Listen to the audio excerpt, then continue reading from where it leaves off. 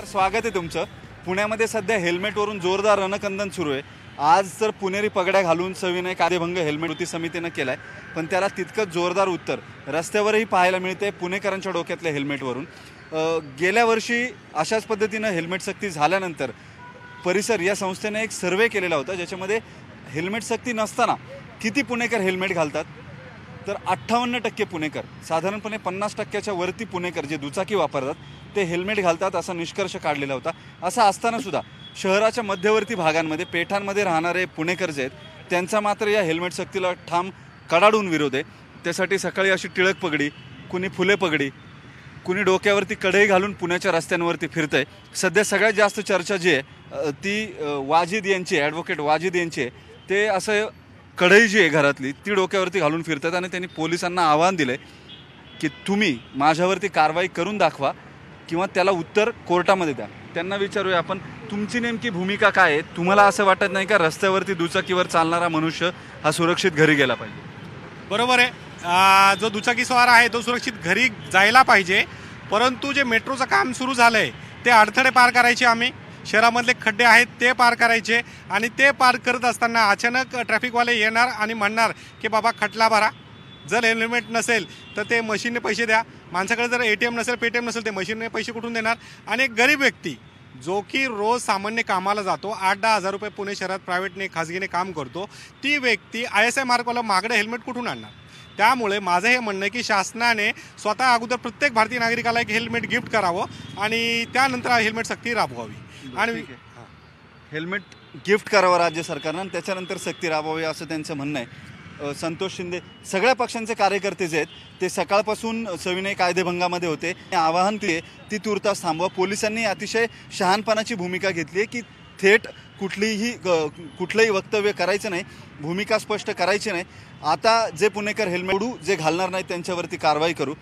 आपल्यासोबत पगड्या घालून सकाळपासून फिरणारे अनेक पुणेकर आहेत, त्यांना विचारूया तुमची काय भूमिका आहे? तुम्हाला असं वाटत नाही का की आपण स्वतः रोज घरी जेव्हा संध्याकाळी जाऊ तेव्हा सुरक्षित गेलं पाहिजे? नाही, सुरक्षित आम्ही जाऊ येईल तसं हवं आहे। नुसतं हेल्मेट घालून सुरक्षित जाऊ याची खात्री कोण घेणार आहे? सरकार घेणार आहे, प्रशासन घेणार आहे। आत्ता आम्ही पुणेरी पगड्या घालून भरतोय, लोकांचा खूप चांगला प्रतिसाद मिळतो। एक ठिकाणी त्या चौकीसमोर एक काका आम्हाला म्हणाले पुणेकर बेहाल आणि पोलीस मालामाल, अशा गोष्टी त्यांनी चौकीच्या दारात उभं राहून दिल्यात। आणि आम्ही या ठिकाणी वकील म्हणून देखील सांगतो की आमच्यावर कारवाई करा, आणि कारवाई करण्यापेक्षा तुम्हाला कारवाईत समाधान आहे का आमचं आयुष्य वाचवण्यात तुम्हाला समाधान आहे? ही हेल्मेट खरंच योग्य दर्जाची आहेत का? रस्त्यांमुळे अपघात होत आहेत का? हा देखील महत्त्वाचा मुद्दा आहे। आणि आज आम्ही या ठिकाणी हेल्मेट सक्तीविरोधी कृती समितीने जो सविनय कायदेभंग केला आहे, आमचा हेल्मेटला कुठल्याही प्रकारे विरोध नाही, परंतु जिथं गती जास्त आहे, जिथं हायवेज आहे अशा ठिकाणी तुम्ही सक्ती करताय, पण तिथं दिसत नाही। हायवेजला तुम्ही गेला ना, ते सर्रास चालू आहे, ग्रामीण भागातल्या हायवेजला चालू, परंतु पुणे शहरात केवळ जनतेला वेठीस धरण्याचं एक काम पोलीस करतात, हे अत्यंत चुकीचं आहे। आणि ब्रेक नंतर तुमचं पुन्हा स्वागत। माझ्या मागे सिग्नल आहे, या चारही बाजूंनी बालगंधर्वाच्या सिग्नलला आपण आहोत। चारही बाजूंनी वाहनांचा किती मोठा फ्लो या रस्त्याने ये जा करतो हे आपण पाहतो। किती वेगात ही वाहनं जातात हे या ठिकाणी कळतं। दावा केला जातो की पुण्यात 20 ते 40 किलोमीटर/आवरच्या पुढे प्रति तास 20 ते 40च्या दरम्यान दुचाकी चालवल्या जातात, मात्र त्याहीपेक्षा कितीतरी जास्त वेगानं दुचाकी चालतात हे आपल्याला इथं सिग्नलला स्पष्ट पाहायला मिळेल। ही केवळ एक बाब नाही आहे, सिग्नल सुटल्यानंतर स्पष्ट दिसेल आपल्याला किती वेगानं हे दुचाकीधारक जातात। एक हेल्मेट नसल्यामुळं गेल्या वर्षभरामध्ये पुण्यात 263 जणांचा मृत्यू झाला आहे। अत्यंत मोठा आकडा आहे, ज्या आकड्यामध्ये अनेकांची मुलं आहेत, कुणाचे तरी वडील आहेत, अनेक कुटुंब उद्ध्वस्त झालीत। खरं तर या 203 मृत्यूंना 283 कुटुंब उद्ध्वस्त झालीत।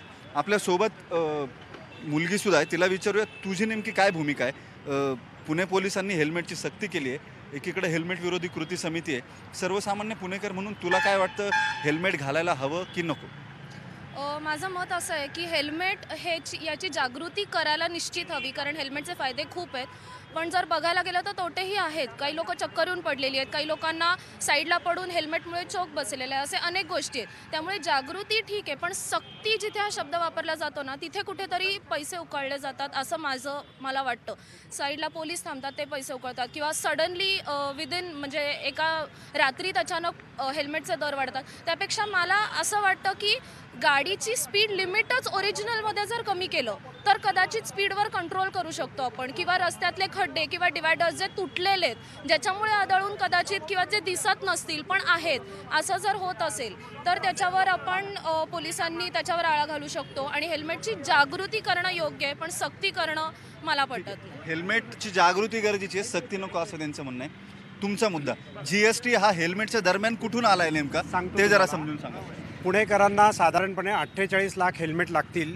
2000 रुपयाला एक हेल्मेट आहे, गुणिले 48 लाख किती कोटी होतात, आणि त्याच्यावरती 18% GST. एखादी गोष्ट सक्तीची करायची आणि राज्य सरकार त्याच्यातला 9% शेअर घेणार, केंद्र सरकार 9% शेअर घेणार, सक्तीच्या वेळेला GST काढली गेली पाहिजे असं स्पष्ट मत आहे. एक मुद्दा. आणि हेल्मेट सक्ती आणि हेल्मेट वापरणं ह्या दोन वेगळ्या गोष्टी आहेत. हेल्मेट आवश्यक आहे का, तर होय हेल्मेट आवश्यक आहे. पुणे शहरातल्या काही रस्त्यांवरती स्पीड 40च्या वरती असू शकतो. जसं आत्ता आपण शूटिंग पाहिलं, जंगली महाराज रस्ता आहे तो 1 वे ट्रॅफिक केलेला आहे. 2 वे ट्रॅफिक असताना तो 20च होता, आता 1 वे केल्यामुळे तो 40% झालेला आहे. पण दारूबंदीचा ज्यावेळेला सुप्रीम कोर्टानं निकाल दिला त्यावेळेला सांगितलं की हायवेवरची सगळी दारू दुकानं बंद करा. पुणे शहरामधनं 5 हायवे जात होते, त्यावेळेला ती दारूची दुकानं बंद राहिली, परंतु तो भाग महानगरपालिकेत समाविष्ट केलेला आहे असं सरकारच्या वतीनं कोर्टाला निदर्शनास आणलं. त्याचा कॉरिजंडम काढला आणि शहराच्या महानगरपालिकेच्या हद्दीतली दारूची दुकानं वगळली. ती कशी वगळली? केंद्राचा तर म्हणजे हायकोर्टाचा दावा आहे की महसुलासाठी हे सगळं केलं जातं. महसुलासाठी केलं जातं. याहीपेक्षा हायवे या ठिकाणी हेल्मेट वापरावं असा केंद्र सरकारचा कायदा आहे. माझ्याकडे आत्ता झव्वारांचं जे पत्र आहे त्याच्यामध्ये पुणे महानगरपालिकेचं क्षेत्र किंवा नगरपालिका क्षेत्र वगळावं असं माहिती अधिकारात दिलेलं आहे. याचा विचार करावा एवढाच मुद्दा आहे. ठीक आहे. हेल्मेटच्या बाबत GST हा सुद्धा एक मुद्दा असू शकतो हे या चर्चेतनं परत आपल्याला समजलं. या सगळ्या पार्श्वभूमीवरती ही चर्चा आपण अशीच सुरू ठेवणार आहोत. एक छोटासा ब्रेक घेऊ आणि लगेच परतूया. तुम्ही पहा न्यूज 18 लोक. हेल्मेट न घालायची अनेक कारणं आपण पाहिली, अनेक एक्सक्युजेस आपण ऐकल्या, त्याच्या मागचं अर्थकारण सुद्धा पाहिलं. GSTमुळं राज्य सरकारला महसूल मिळणार आहे म्हणून ही हेल्मेट सक्ती झाली आहे. कुणाची पाठ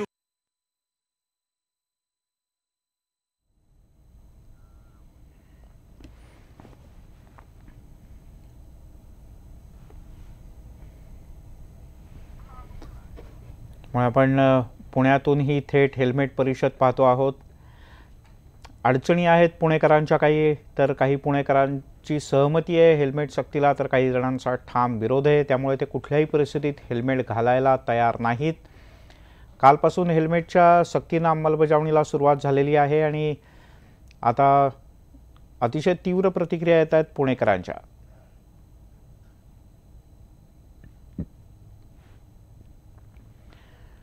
पुणेकर आपल्या खास पद्धतीनं आंदोलनही करताना दिसत आहेत. काही जण पगड्या, फेटे, टोप्या घालून हेल्मेट सक्तीचा विरोध करतायत, तर काही जण थेट घरातली कढई डोक्यावर घालून तर अन्य प्रकारांनी या हेल्मेट सक्तीचा विरोध करताना दिसत आहेत. हेल्मेट विरोधी कृती समितीच्या वतीनं प्रामुख्याने फेटे, पगड्या, टोप्या हे घालून आंदोलन केलं जातं. एवढंच नाही तर पुण्यामध्ये सिग्नलवर या हेल्मेट सक्तीला विरोध करणारे अनेक कार्यकर्ते उभे आहेत, राजकीय पक्षांचे नेते उभे आहेत आणि आपापल्या पद्धतीनं त्यांनी या विषयात जनजागृती करण्याचाही प्रयत्न सुरू केला आहे. सविनय कायदेभंगाचं आंदोलन काही ठिकाणी सुरू आहे. पुणे हेल्मेट विरोधी समितीनं पुण्यातल्या सर्व आमदार, खासदारांचे आणि विविध राजकीय पक्षांच्या नेत्यांचे फोन नंबर हे व्हॉट्सअपवर व्हायरल केले आहेत आणि जर का तुम्हाला हेल्मेट घातलं नाही म्हणून पोलिसांनी पकडलं आणि कारवाई करू सांगितलं तर थेट या नेत्यांना तुमच्या विभागातल्या लोकप्रतिनिधीला फोन करा, अशाही प्रकारचं आवाहन करण्यात आलं आहे. हेल्मेट घालणं हा कायदा झाला आहे आणि तो मोडण्यासाठी हेल्मेटच्या ऐवजी पुणेकर आपल्या खास पद्धतीनं आंदोलन करताना दिसत आहेत.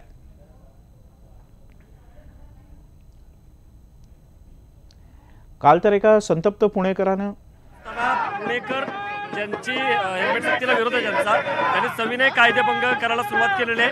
आपण बघतोय की हेल्मेट न घालता पगड्या घालण्यात आलेल्या आहेत, फेटे घालण्यात आलेले आहेत आणि आम्ही दंड भरणार नाही, हेल्मेट सक्ती करू नका असं आमचं म्हणणं आहे. मला सांगा लोकप्रतिनिधींची काय भूमिका आहे? हेल्मेट सक्तीला विरोध आहे का? पोलिसांनी आता दंडात्मक कारवाईला सुरुवात केलेली आहे. लोकप्रतिनिधींची काय भूमिका आहे काँग्रेसची? असे की आमचा हेल्मेट सक्तीला विरोध आहे. पुणे महानगरपालिकेची हद्द सोडून त्यांनी बाकीच्या महामार्गावर हेल्मेटची सक्ती करावी.